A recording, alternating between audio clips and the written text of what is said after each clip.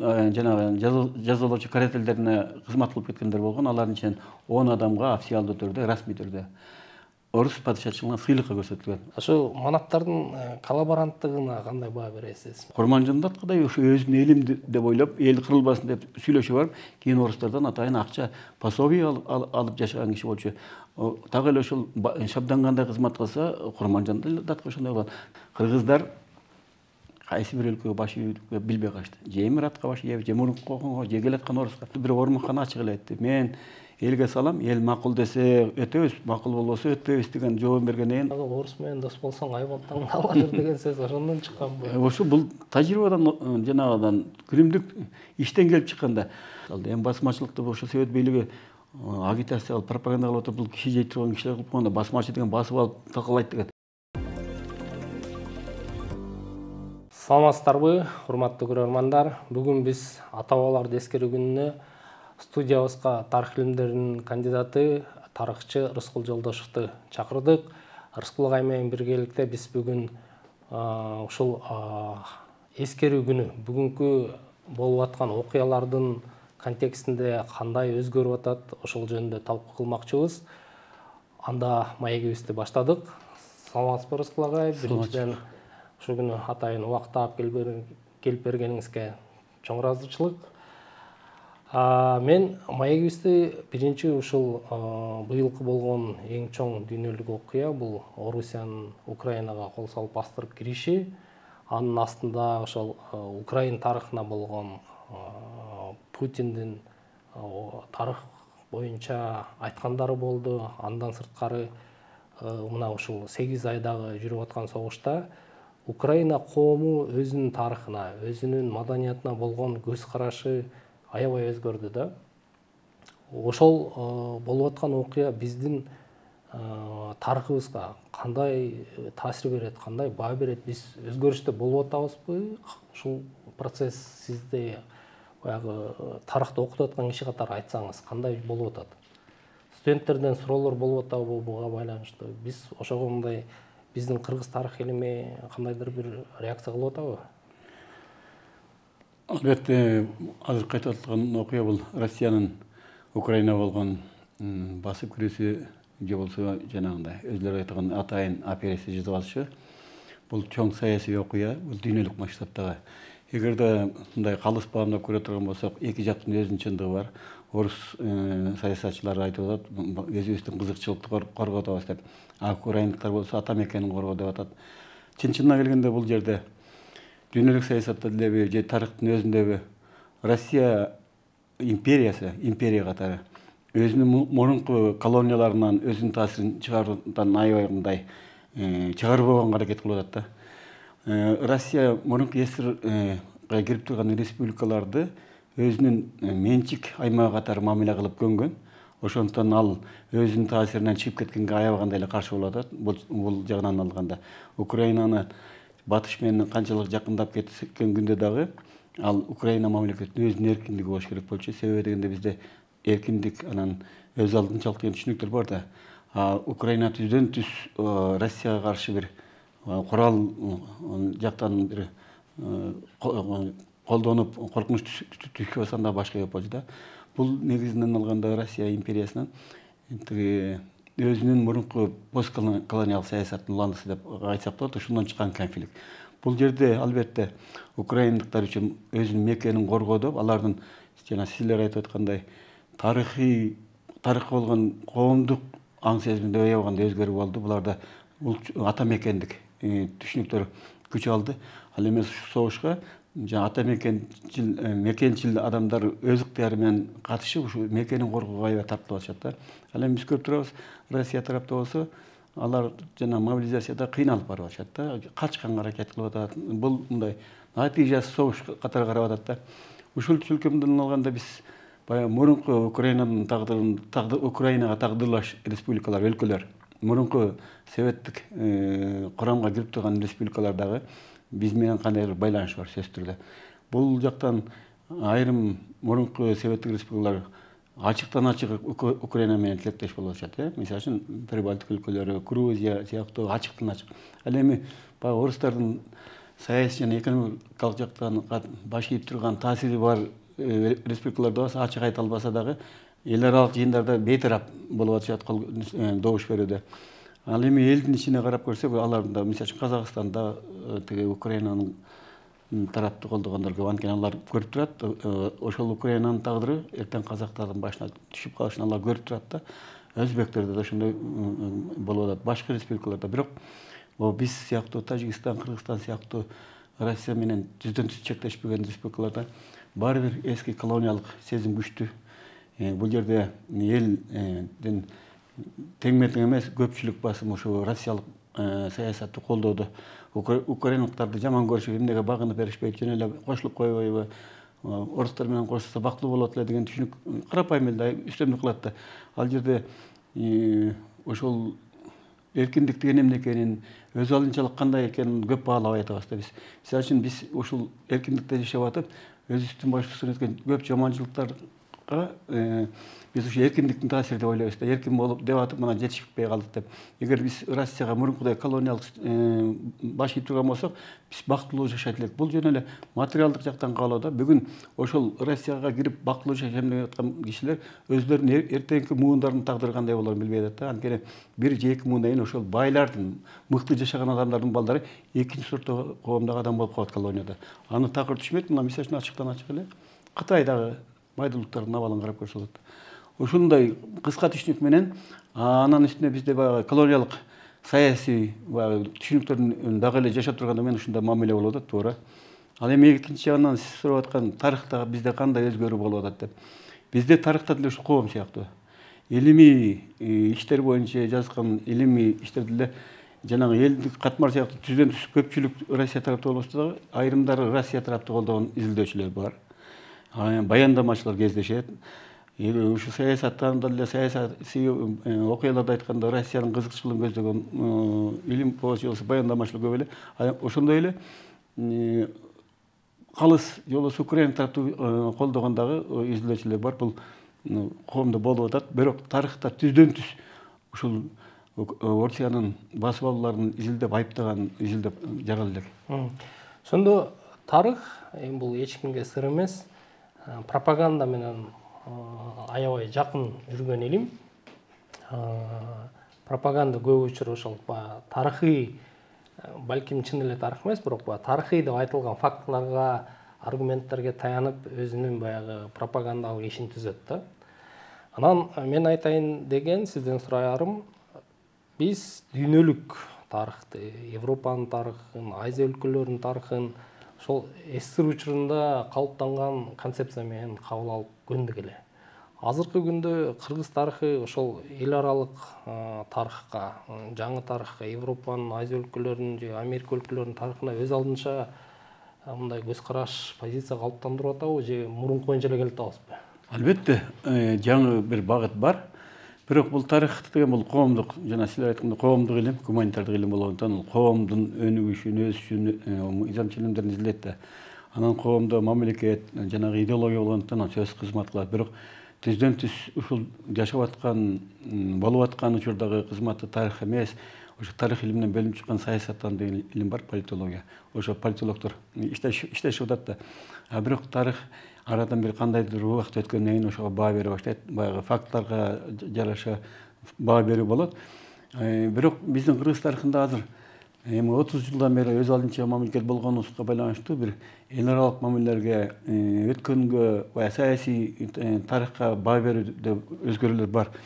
Бирок баягы чыныгы реалдуу 100% чагылдырып койду дегенден айтуудан алыс болуш керек. Бирок аракеттер бар. Мисалы үчүн эң жөнөкөй эле мисал Россия империясына Кыргызстандын өз ыктыяры менен кошулду деген жалган саясий идеологиялык теорияны бүгүнкү күнү кыргыз тарыхчылары жокко чыгарып атышат. Бул жөнүндө бир нече эмгек жаралды. Бул калк арасында сыйынып калды. Андан тышкары кыргыздардын мурунку Россия империя мезгилинде болсун, кийин СССРдин мезгилинде болсун, куугунтукка алынган, мамлекетке душман катары бааланган бир инсандар же болбосо саясий окуяларга дагы объективдүү баа берүүгө болгон аракеттер бүгүн болуп атат. Өзгөчө жаштар арасында болуп атат. Мисалы үчүн басмачылык кыймылды кайра кароо болуп атат.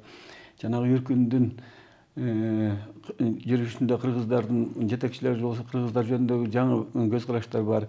Андан башка бул Совет маалында колхоздоштуруу саясатына каршылык көрсөтмө кыймылы мурун такыр эле айтылбай жабылып келген. Бул жок болчу да. Ошого баа берүү болуп атат. Мындай иштер бар, бирок баары толук болуп кеткенден алыс башат бар да. Ооба агай, бул эми баягы өзүбүздүн кыргыз тарыхына байланыштуу нерселерди айтып атасыз. Ошо тарыхтын мисалы үчүн кыргыз тарыхы ошол кыргыз Кытай мамилесине жаңыча неме бердиби, баа бердиби же Советтер Союзу боюнча эле келе атабызбы, жанагы ксенофобия деп Кытайдан коркуу ошонун кесепети эмеспи? Биз эми бул баягы коомго идеологиялык жактан бир эле эмес, бир нече муун бою калыптандырып койгон көз карашты бузуу кыйын экен да. Бул өзү бир заматта да бузулбайт. Ага мезгил убакыт керек, анан ага түшүндүргөн жана изилдеген чыныгы фактылар менен ишендирген бир илимий эмгектер да керек да. Бул багытта биз чындыгында эле мисалы чоң өлкөлөр менен болгон баягы Советтер Союзунун курамында эмес, андан тышкары турган өлкөлөр менен болгон байланыштарда биз советтик идеологиянын көз карашынан чыга элекпиз. Биз эми дээрлик ошол эле көз карашты кармангандар басымдуулук кылат, бирок айрым гана бир аракеттер болбосо дээрлик ошол советтик идеологиянын негизинде эле ой жүгүртүү бар да. Ошол советтик идеологияга дагы бир кайрылсак агай. Советтик идеологиянын эң чоң душмандары, өздөрү тап душман деп атаган тарых илиминдеги термин, ошолор кыргыз коомунда бай манаптар деп аталчу эле да. Ошол эми өзүбүздүн коомдо ошол бай манаптардын орду кандай болгон бүгүнкү күндүн контекстинен алсак? Же ал деле ошол баягы Советтер Союзу боюнча уланып келатабы? Эми бул түшүнүк албетте толук бойдон жаңыча көз карашка жете элек, анткени ошол Советтер Союзунда түшүнүк катары дагы эле элдин ичинде калыптанып келатат.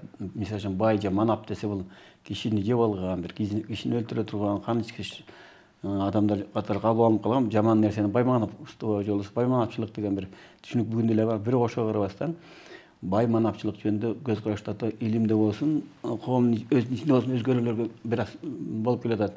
Себеби дегенде бул бай манапчылык же болбосо бай эми бул бардык мезгилде эле коомдо мындай материалдык жактан жакшы жашаган адамдар да ал эми манапчылык деген ким эле? Манапчылык бул ошол биздин чыгыш Европа маданиятына чейинки, Россия империясына чейинки өз алдынча мезгилде жүргөн көчмөн маданиятында бир коомдун алдыңкы өкүлдөрүн аташ эле да. Мамлекет саясатта болобу, теги эмеде болобу, маданиятта болобу, башкача бир салттуу интеллигенциянын өкүлү катары бааласак болот да манапчылыкты. Манапчылыкта жалаң эле бул бийлик эмес, ал адамдардын өзүн алып жүрүүсү да болгон да. Мисалы үчүн манаптар эч качан жагандай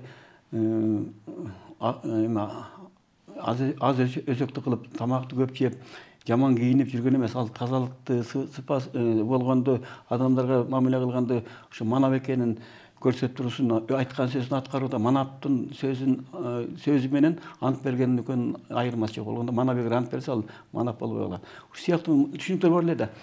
Анан ушул манапчылык бул кыргыз көчмөн коомунун алдыңкы катмарындагы адамдар экенин түшүнгөн басып алуучулар а дегенде эле ушул манапчылыкты жок кылуудан башташкан. Ушул манапчылыкты жок кылса, анан калган карапайым эл теге эң эле тез жол менен ээрчип кетмек. Ошондон мына а дегенде Россия империясы баштаган ошо манапчылыкка каршы күрөштү. Анан Совет бийлиги келгенде аларды андан бетер тап душманы катары жок кылган. Элди даярдап үйрөтүшүп, алар жөнүндө чыныгы болобу, калп болобу, ар кандай аргументтер менен жамандоого массалыктарды өткөн да. Мисалы үчүн мен мисал катары айтып коеюн. Кыргыз Илимдер Улуттук Академиясынын колжазмалар фондусунда бир топ чыгармалар бар. Ошондо биздин белгилүү фольклор жыйноочу Ыбырайым Абдырахмановдун жазган эмгеги бар. Анда жанагы кыргыз элинин зордукчулары деп же болбосо залимдери деп аталган бир колжазма бар да. Ал эмне залим? Бул атайын тапшырма менен ошо өзгөчө 1952 жылкы Кыргызстан Коммунистик партиясынын Борбордук комитетинин биринчи секретары Искак Разовдун пленумда сүйлөгөн докладынан кийин жана кыргыз инсандарына бир бетке кароола башталган. Ошондо аларды феодалдар, элди эзген эзүүчүлөр катары бааланып, ошолор жөнүндө жамандоо бир процесс жүргөндө, ошол ишке катышкан Ыбырайым Абдрахманов кыргыздын ошол Россияга келгенге чейинки же Россиянын Совет өкмөтүнө чейинки инсандарын, тарыхый инсандарын бир бетке жамандоо менен баштаганда, ошо ар бир 12-13 кишини айтат. Анын арасында жалгандары бар, чын кылган иштер бар, бирок баарынын бир да жакшы жагы жок. Жалаң залим деп жазат да. Ушу сыяктуу жанагындай инсандарды кароолоо Совет маалында бул ошол кыргыз коомунун алдыңкы өкүлчүлүгүн, саясий элитасын жок кылуу менен, элита жок болгондон кийин, баштап жүрүүчү гегемондук бөлүк жок болгондон кийин, карапайым эл баягы тиги басып алуучулардын саясатын ээрчип кеткенде, мына ушундай болуп жүргөндө, бүгүнкү күндө ушу манапчылык жөнүндө сөз бир кыймылдар болуп атат, бирок келечекте ойлойм, азыр толук кандуу ишке ашылат, бирок келечекте ойлойм, кыргыздар өздөрүнүн салттуу элитасын эске алат деп ойлойм. Сиз бул темага кайрылганыңыз бар. Ошол үркүн учурундагы манаптардын ролу деген чоң макалаңыз аябай резонанс жаратып, көп окулуп, көп талкууларды кылды эле да. Ошондой келтирген фактыларыңыз, аргументтериңизге дагы кайрылсаңыз, андан бери мындай жаңыча пикир коштуңузбу? Бул макала негизинен үркүн деп койгон чоң ат менен аталган кыргыздардын 1916 жылдагы улуттук бошондук кыймылынын 100 жылдыгына арналган иш-чаралардын негизинде иштелген болчу. Анан ошол өмүрүн дээрлик илимий өмүрүн саяп коюп иштеген адамдардан эмгектерин баарын карап чыксам деле, ушул советтик саясат менен кыргыздардын өркүнү, бошондук көтөрүлүш кыймылы стихиялык түрдө болгон, башаламан болгон, жетекчилер болгон эмес деп жазылыптыр да баардык кыргыздардын өздөрү. Ал эми архивдик документтерде болсо, орустардын документтери түздөн түз орус администрациясы көрсөтүп атат, көтөрүлүшчүлөрдүн башчыларын камоо жөнүндө тизмесин берип атат. Буларды камаш керек, жазалаш керек деп. Ал эмес падышалык бийлик кулагандан кийин дагы, советтик бийлик келгенден кийин дагы 18-19 жылдары дагы ошол көтөрүлүштү жетектеген деген адамдарды ар түрдүү шылтоолор менен атып ийишкен. Мына ушунун баарын көрүп туруп, булар кандай роль ойноду, эмне деген, эмне үчүн орустар алардын артынан түштү деген ой келип, анан карап көрдүм да, чын-чынында көтөрүлүш жанагындай стихиялдуу түрдө башталган менен, ошол көтөрүлүштүн жүрүшүндө элдерди уюштуруп, жанагындай чоң кыргындардан сактап калууда, ошо элдерди уюштуруп алып кетүүдө, же болбосо орустарга каршылык көрсөтүүдө белгилүү адамдар негиз салып ойногон экен. Алар кыргыздын таанымал инсандар болуптур. Негизинен эле ушул биз айтып жүргөн манаптардын тукумдары экен көп эле. Анткени ошол манаптардын тукумдары мурунку ата бабаларынан калган жанагындай элдин алдыңкы бөлүгү катары ошо элдин тагдырында активдүү ролду ойношкон экен да. Эми ал жөнүндө жаңыча фактылар деле табылып атат. Мисалы үчүн ошол маалда тиги көтөрүлүшкө жетектеген айрым адамдардын аттары, аталарынын аттарын тактоолорго туура болду. Да кошумча адамдар кирди. Мисалы үчүн мен ошо үркүндөн кийин жанагы үркүн маалында, анан үркүндөн кийин кыргыз ыру башчыларын, жанагы көтөрүлүш жетектеген жетекчилердин жазалагандан кийин алардын айрым тукумдары ошо совет өкмөтүнө үмүт кылып, совет бийлигине кайрылышкан экен. Ошолордун биринен мына Кочкор бир 7 кишиден турган 20-жылдын май айында Ленинге кайрылып жаткан каты бар да, Ленинге кат. Ошонун 7 кишинин 4-өө Кочкордон. 4-өө ошо Кочкордогу үркүн жетектеген адамдар деген тукумдары да. Ошонун бири мисалы үчүн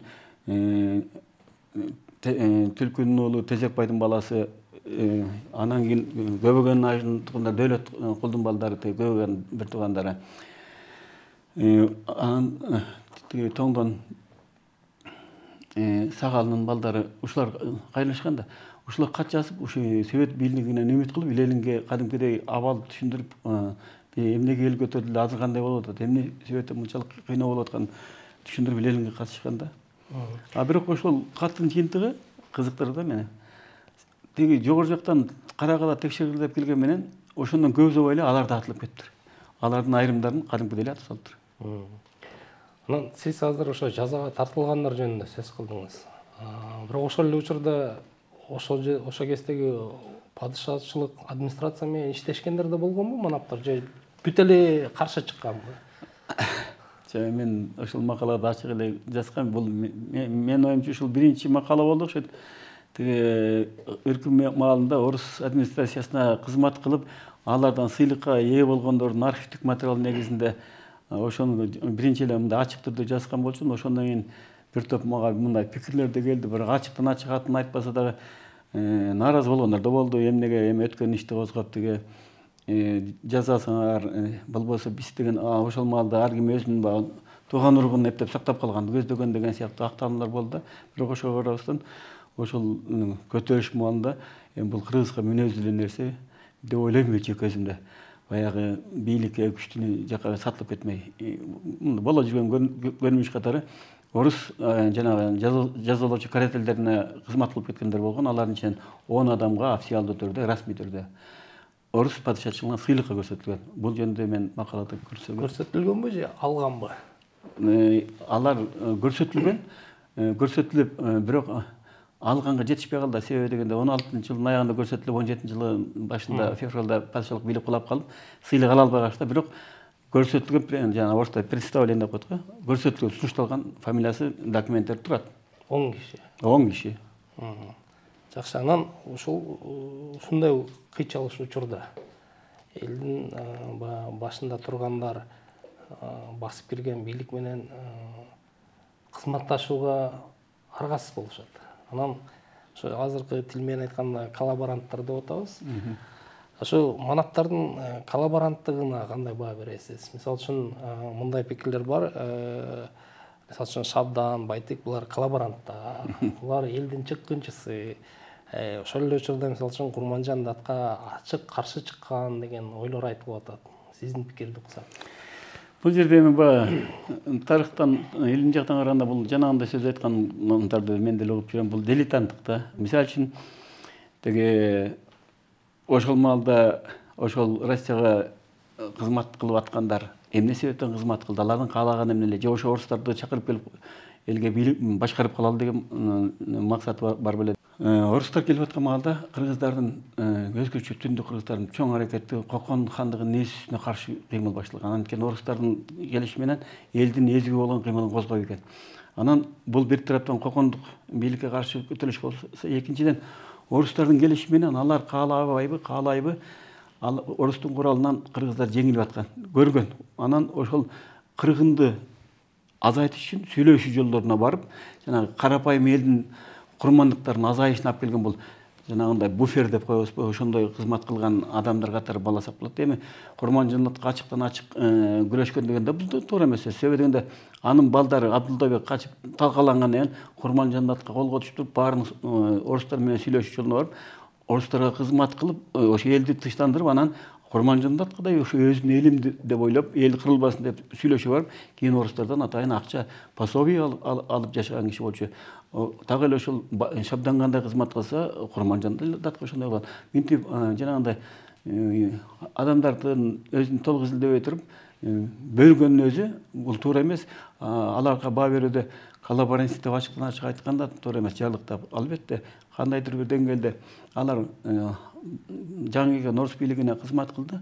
Бирок орус администрациясы муну кандай кабыл алды? Алар атайын пропаганда менен ушул жерди басып алгандан кийин өзлөрүнүн адамдарын бийликке койгон менен кыргыздардын ичин толук башкара алган эмес. Анткени аларга таасир бериш үчүн кыргыздардын лидерлери керек болгон.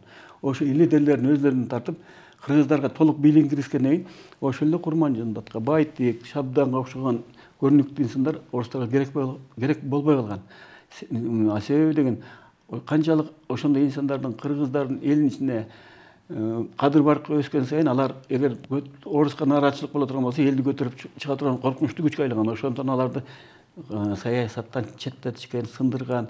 Мисалы үчүн Байтекти камап, саясатка жолотпой койгон, Шабдан мезгил өткөндөн анын балдарын камап алып, жер сураган жана петициясын бербей койгон. Жол болсо Чоко Кайдыевду 2 жолу сөргүнгө айдаган, Курманжандатканын өзүн көзү түрүсүндө эле баласындарга асып өлтүрүп атат. Мурун керек болуп аткан кыргыз инсандары саясий аренадан чыгып калып атпайбы? Бул орустардын саясаты болгон. Орустардын саясатын курмандыктар катары баласак болот аларды. Дагы бир учурду тактай кетели. Анда мына сиз аттарын айтып атасыз, бирок ошол орус бийлиги келгенге чейин кыргыз бийлигинде саясатында күчтүү партия бул Ормонхандын партиясы болчу. Бирок орустардын бийлиги орногондон кийин алардын аты улбай калды. Ушуну кандай түшүндүрөт элеңиз?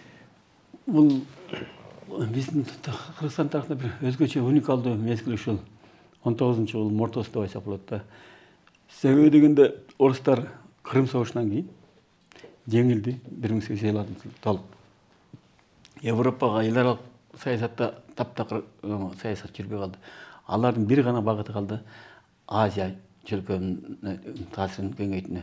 Бул саясат Николай биринчиден башталган, бирок ал 55-жылы өлүп калгандан кийин анын уулу Александр такка отургандан баштап ал жанагы Париж келишимине кол койду 56-жылы. Биз башка Осман империясынан Европа жака эч кандай биздин кысаматыбыз жок деп макул болду. Бирок алар анын өкмөтү Индияда жаткан Британ аскерлеринин Борбор Азия чөлкөөнүнө өзгөчө Түркүстан аймагына жылуусуна каршылык көрсөтүш үчүн улуу жүз казактарынан баштап азыр Кыргызстан, Өзбекстан, Тажикстан, Түркмөнстан аймагын басып алып өтө шашыштуу түрдө башташты. Мына ошол келип аткан, алар жылып аткан маалда Бухара эмираты менен Кокон хандыгынын ортосунда согуш болуп, Кокон хандыгын басып алды эмират. Кыргыздар кайсы бир өлкөгө баш ийүүгө билбей калышты. Же эмиратка баш ийеби, же мурунку Коконго, же келаткан оруска. Ошондой кырдаалда түндүк кыргыздарын бириктирип, кыргыздын мурунку көчмөн салты менен, көчмөн каада салтына ылайыктап туруп мамлекет куруу боюнча Орманхан Ниязбек уулу чыкты да. Ошо Орманхандын мамлекет курууга болгон аракети бул 42-жылдан 55-жылдын май айына чейин болду. 13 жыл. Ушул 13 жылдын аралыгында кыргыздарда кандайдыр бир өз алынчалыкка ээ болду. Бирок ушул кыргыздардын өз алынчалыкка ээ болушун кошуна элдер тааныгысы келген эмес. Ошол эле Кокон хандыгы да тааныган эмес. Аны эмес Казак султаны Кененсар Касымов да тааныган эмес. Россия бийлиги да тааныган эмес. Тааныгысы да келген эмес. Ушуну тез жок кылганга аракет кылганда, ошонун максатында мына ошол маалда бийликке келген Орманхандын бийлигин адегенде орустар өзүнө тартууга аракет кылды. Илеге барганда кишилерди жиберди, өзүнүн адамдарын жиберип сүйлөшүүлөрдү жазады. Бирок Орманхан ачык эле айтты: мен элге салам, эл макул десе өтөбүз, макул болбосо өтпөйбүз деген жообун бергенден кийин алар Орманхандан үмүтүн үзгөндөн кийин өзлөрүнүн агенттерин, тыңчыларын, содыгер катары, молдо катары, татар башкаларды кыргыздардын арасына жиберип, агитация иштерин уюштуруп, алар чечим кабыл алышты. Орманханга баш ийген майда бийлерди Орманханга каршы көтөрүш боюнча. Ошол эле Боронбайды, Жантайды, Жаңгарашты, жа башкаларды орустардын агенттери көндүрүп атты. Эгер силер Ормонго каршы чыксаңар, биз жардам беребиз, кийин кыргызда биринчи орунду силер аласыңар деген. Бул жөнүндө документтер, каттар бардыгы бар. Бирок эмнеси болсо дагы акыры ошондой орустун басып алуу саясатынан Орманхандын өлүмү келип чыкты дагы, орустар басып алды. Басып алгандан кийин алар мурунку убадаларына турушкан жок. Эң биринчи кезекте ошо орустарга чейинки кыргыздардын лидерлерин жок кылууга түштү. Орманханды анын балдарын толугу менен бийликтен четтетүү жөнүндө документтер бар, архивде мынтип жазылып турат: никоим образом не допустит сыновьям Орманхана к власти деп турат. Жана волостную право эме тукумда. Кийин ошол эле Боронбайдын тукумдарын дагы ошондой эле мамиле башталды. Мына Телекматтарды түрмөгө камап, Балбайды камашты, ошол эле орусту тартып келип аткан. Кийин белгилүү манаптардын тукумдарына ошо кыргыздарга жана таасир күчтүү манаптарды, лидерлерди мурунку таасирин жоготконго аракетте. Бул орустардын басып алуу саясаты, колония саясаты эң башкы максаты болгон. Ошол себептен алар бийликтен четтетилди, куугунтук алынып, жөнөкөй эле мисал ушул Жантайдын баласы Шабдан орустар менен кызматташып Кадырбайга жетип чин алып аткан менен аны деле акырында саясаттан алыстатышты, балдарын камашты, түрмөгө эмеге алып Шабдандын сөзүн укпай калышты. Ушундай көрүнүшкө келди. Жана айтылган сөздүн жыйынтыгы ушундай болду. Сиздин сөзүңүздү угуп атсам, мына 2-3 жолу кайталангандай болду. Учуру келгенде орустар баягы кыргыздынбы, ошол басып алаткан элдердин элиталарын колдонуп, учур өткөндөн кийин аларды жок кылып ары жылдырып коюп атышат. Ошол да саясат, басып алуу саясат негизи максаты ушунда турат. Ошондо жанагы орус менен дос болсоң айбалттан алышыр деген сөз ошондон чыкканбы? Ошо бул тажрыйбадан жанагыдан күнүмдүк иштен келип чыкканда орус менен жакшы мамиледе түзүп, дос болгондон баардыгын акыры кордук көргөн. Мисалы үчүн ошо орус менен дос болуп, аброй күтүп ошо орустун эң чоң даражасына жеткендер да кыргыз жок. Мисалы үчүн кыргыздарга, Кыргыздын аймагына орус администрациясы өзүнүн бийлигин киргизгенден кийин кыргыздардын эң чоң саясий карьерасы болуштук болгон. Волостное право андан өйдө көтөрүлө алган эмес. Бул эң эле жергиликтүү, эң төмөнкү чин. Эң эле бир кыйындары билими кичине барлары. Бир 4-5 адам бар болгону. Уездин экинчи жардамчысы деген кызматта ээлешкен. Алар дагы эми бир 3-4 эле киши. Ал бирок ушунун баардыгы акыры ошо орустун урматына татыган бойдон калуу жок. Мисалы үчүн Сооронбай Кудайаров орустарга кызмат кылып, тилмештик кылып, орустар келгенде кызмат кылып жүрдү эле. Анын баласы Дүрдү алып келип, Дүрдү ал орусча окуп, билими бар оруска кызмат кылып калды. Бирок Дүрдү аягында атып салышты. Ушул сыяктуу кадыр баркы көтөрүлүп бараткан жергиликтүү түземдик башкаруучуларды, таасирдүү адамдарды алардын өтө эле күчтүү болуп кеткен колониалисттер каалаган эмес, жок кылганга аракет кылган. Бул басып алуучу колониалдык саясат ошондон келип чыгат. Кыргыздардын оторчулук саясатынын маңызы ошондо турат. Жакшы, анан бирок ошол саясат кийинде эле улантылды, Совет бийлиги, Совет бийлиги деле орус бийлиги болду. Эми Россия империя болчу да. Бул падышалык Россия Кыргызстанды биз жанагындай өз алдынча ыктыярды кошуп алды деген жасалма теорияга айткан менен чын-чында куралдуу аскер менен басып алган. Ошол маалда изилдеген орустун окумуштуулары, мисалы Мушкетовду алам, же башка завоевание Түркистана, завоевание Семречья, Средней Азии деп эле ошол жөнүндө медалдар да чыккан. Ошол Түркистанды басып алууга, же болбосо Жетисуну басып алууга сыйланган медаль, ордендер бар. Эми өзлөрү эле ачык эле жазып атат, басып алды курал менен деп эле, завоевание деп жазып атат. Ошонун баарын болуп турса деле биз баягы советтик саясат менен эле мактап атпайбызбы. Анан падышалык бийлик кулады, ордуна советтик системага келип, большевиктер бийликке келди. Бирок ошол советтик системада деле баягы социализмди курабыз, коммунизмди курабыз деген идея болгон менен, ал жакшы идея болгон менен бийлик жүргүзүү ошол эле салт калды, империалисттик салт калды. Жалпысынан совет эли деген эл түзөбүз деп, ал совет эли ким эле? Орус болчу. Ассимиляция кылуу процесси башталды. Совет жалпы тилде, орус тилинде сүйлөө кылды, бул баардык тараптан эме кыла баштады. Ошол эле саясат акырындык менен уланып атты. Бул болгону сырткы формасын өзгөрттү. Мурунку элитаны тигилер саясий душман катары ачык жок кылып алса, эми совет маалында тап душманы эзүүчү деп жок кыла баштады. Булар адамдар дескен адамдар болчу, буларды жок кылыш керек деп аларды окутууну токтотту. Башкача айтканда, мурунку кыргыз элитасынын жок кылуу менен кыргыздардын аң сезиминде өзлөрүнүн жанагындай мурунку салттуу түшүнүктөрүн жок кылууга умтулушту да. Кандайдыр деңгээлде ошого жетише алды. Мисалы үчүн кыргыздар өзлөрүнүн бийлик системасына кантип соттошкон мурун орус келгенге чейин кандай менен заң мыйзамдар менен жашаган, өзлөрүнүн башчыларына кандай мамиле кылган, алар менен унутту да, билбей калды. Болгону баягы чыгыш европалык же болбосо россиялык мыйзамдарды үйрөнүштү, шайлоону үйрөнүштү, ошого өтүштү. Совет маалында деле бир катар ушундай болду. Мына жөнөкөй эле алалы. Бийлик келгенден кийин совет бийлигине каршы кыргыздарда каршылык көрсөтүү кыймылдары башталды. Эң биринчи кезекте эле бул саясий суверендүүлүк жөнүндө сөз болду дагы, басмачылык кыймыл башталды. Эми басмачылыкты ошо совет бийлиги агитация кылып, пропаганда кылып атып, бул киши жей турган кишилер кылып койгондо, басмачы деген басып алып талкалайт деген басмачылык кантип пайда болду? 19-жылы Түркистан автономиялык республикасы, советтик республика АСР түзүлүп аткан маалда ошол АСРге шайлоодо жергиликтүү элдин өкүлдөрү дээрлик кирбей калды. Баардыгы орустардан болуп калды. Анан ошого нааразы болгон жергиликтүү жанагы элитанын өкүлдөрү кокондо жолугушуп, казак, кыргыз, өзбек бардык. Алар автономияны сунушташты, өзлөрүнүн көз карашы. Ошондо алар объектив түрдө, мисалы үчүн 10 киши болсо, ошонун 6 орус болгон. Калганы 15 кишинин. Калганы тиги эме болуп атат, жергиликтүү элдер болуп атат. Ошого карабастан Муну Совет бийлиги жактырган жок дагы, Кокон автономиясы менен жарлык менен аларды күч менен басты. Анан нааразы болгондор көчөгө чыгышты, митингге чыкканда курал менен басты. Ошондо жергиликтүүлөр колдоруна курал алып көтөрүлүшкө чыгышты. Бул алгачкы басмачылык кыймылдын биринчи бөлүгүндө бул кадимки эле өз алдынчалык үчүн болгон саясий талап болгон.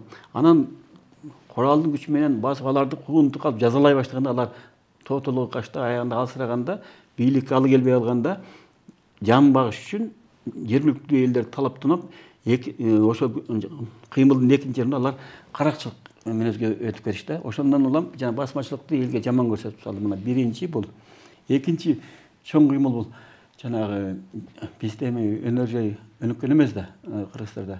Биздеги негизги байлык бул жер болгондо, мал болгондо, ошо айыл чарбасын да колхоздоштуруу мезгилинде ошол айыл чарбасын мамлекеттештирүүгө каршы кыймыл башталган. Бул жөнүндө таптакыр Кыргыз тарыхында айтылган эмес.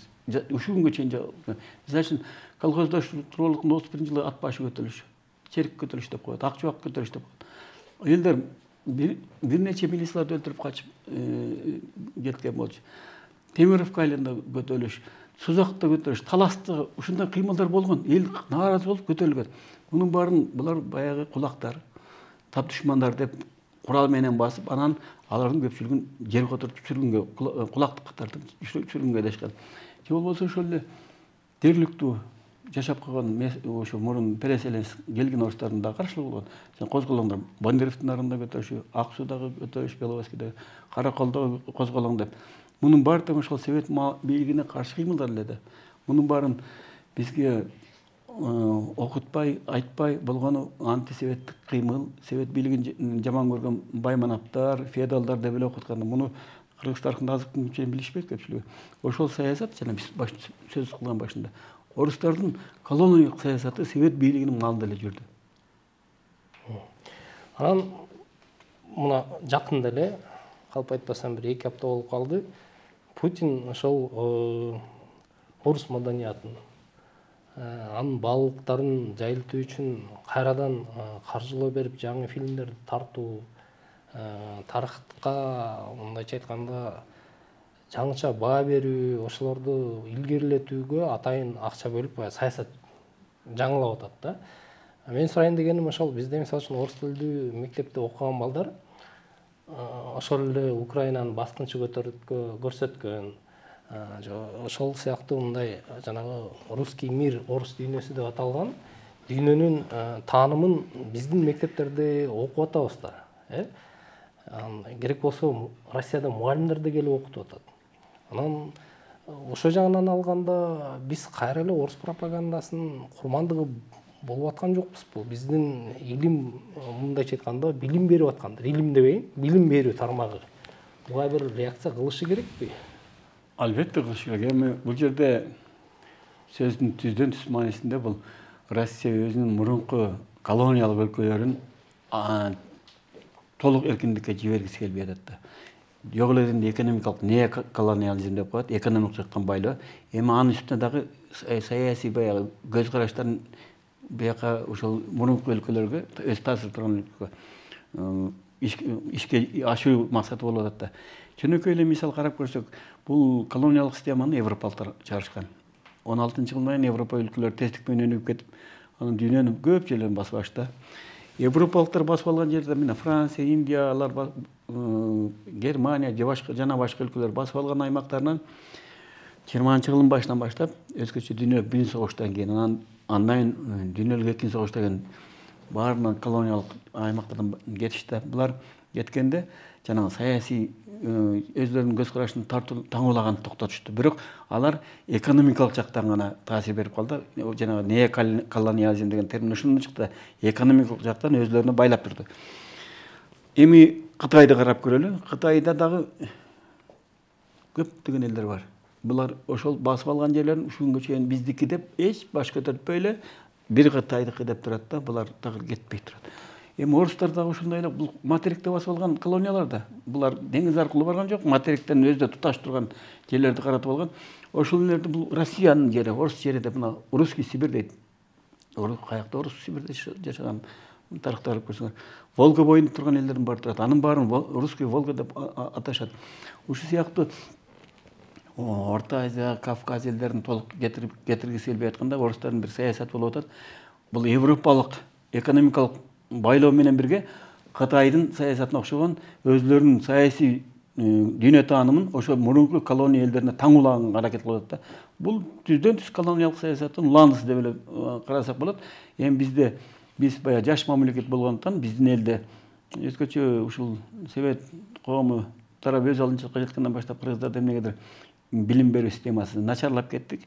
Ошо билим берүү системасынын начарлашы менен элдерде ушул толук түшүнүү жок да. Эркиндик деген эмне, өз алдынчалык деген эмне, ал кандай баалуу нерсе түшүнбөй, анан ошо биз көнүп калганбыз да. Чоң өлкөлөр болбосо жашай албайбыз. Биз бирөөнүн этегин кармабасак, мисалы үчүн Россия келсе ким түрктөрдөн жардам сурайбыз же Кытай келип калабы же Американы кармаш керек деген бир мындай примитивдик балалык кыялдар басып турат да бизди. Биз кыргыз өз алдынча жашайбыз деген түшүнүккө ээ болгонго чейин ушундай эле боло берет го деп ойлойм да. Ошон үчүн ал келечек муундардын моюнда калган милдет болуп калат го деп ойлоп атам да. Азырынча жанагындай өз алдынча бололу деген.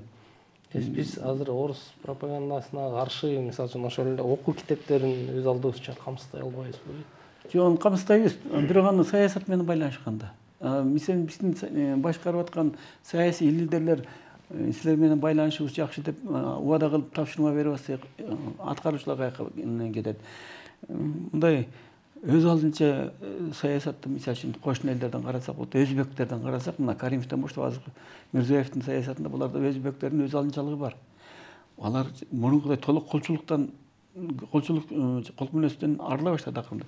Казактарда болуп атат. Өзгөчө мына Токаевдин өткөндөгү саясатынан кийин буларда да бир өзгөчө бир мындай өзүбүз деген түшүнүк. Эми биз кыргыздар да андай кыймыл жарала элек. Эми бизде өзгөчө кыргыздарды мынтип үйрөтүп койгонда, бул сөздө илгертен кыргыз кичинекей эл, мамлекет кичинекей, баягы жетимге жетөлүн эмнеге бар, итке темирдин эмнеге бар дегендей ушундай. Бул жалган сөз да. Кыргызстан эгерде Европада болуп калса, Европада чоң өлкөлөрдүн бири болмокто. Ошол эле Англия дүйнөнү башкан, Кыргызстандын аймагындай жер, берасы эле чоң болбосо. Элдин саны боюнча дагы мына дүйнөдө эң алдыңкы жашоону камсыз кылып аткан Дания, Швеция, Норвегия, Кыргызстандай эле элдер. Биздин түшүнүк, биздин бир башыбызга түшкөн мүйшөк, биз дүйнөдө гигант өлкөлөрдүн ортосунда туруп калабыз. Биябызда дүйнөдө эң чоң Россия, Казакстан, Кытай, Өзбекстандагы кичинекей мамлекет эмес. Ушулардын ортосунда туруп калган үчүн биз өзүбүздү кичинекей сезип, такай бейбечара жардам күткөн эл боло беребиз да. Ушул убакыт келди. Кыргыздарга биздин жер анча жер эмес. Мисалы үчүн самолет менен учсаң, тиги Кыргызстан тияпбашынан 2 саат учасың. 2 саатта самолет менен учуш деген бул чоң аймак. 7 миллион деген адам аз эмес. Мына ушул өз алдынчалыкка үйрөтө турган мезгил келди. Муну биринчи кезекте саясий лидерлер колго алыш керек. Анан ошондон кийин интеллигенция, саясий элита, маданий элита алып чыгыш керек да. Бизде бул кыймыл жок. Азырынча. Мен көрө элекмин. Маегиңизге чоң рахмат Рыскул агай. Менимче абдан кызыктуу маек болду. Урматтуу көрүүчүлөр, ушу менен бүгүнкү талкуубузду аяктадык. Студияда тарыхчы, тарых илимдеринин кандидаты Рыскул Жолдошов агай болду. Эмкиде сак саламат көрүшкүчө аман туруңуздар.